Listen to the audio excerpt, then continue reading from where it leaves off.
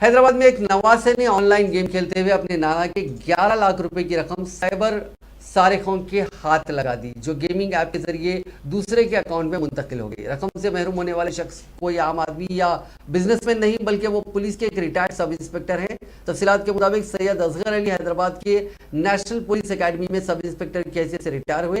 Retirement के बाद उनके बैंक अकाउंट में काफ़ी रकम थी। इस दौरान उनका 11 साल नवासा अपने नाना असगर अली के फ़ोन को ऑनलाइन क्लासेस के लिए इस्तेमाल करता था और उस फ़ोन पर ऑनलाइन गेमिंग खेलता था। ये फोन बैंक अकाउंट से मुंसलिक था। इस दौरान ऑनलाइन गेमिंग ऐप के जरिए भारी रकम असगर के बैंक अकाउंट से दूसरे अकाउंट में मुंतकिल हो गई।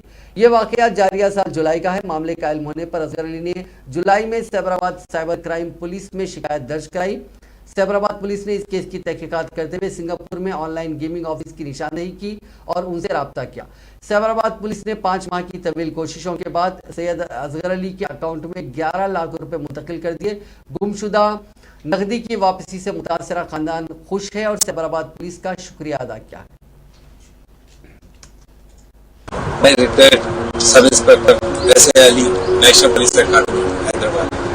मैं रिटायर्ड हूँ और मैं हमारा बच्चा गिल नवासा जो है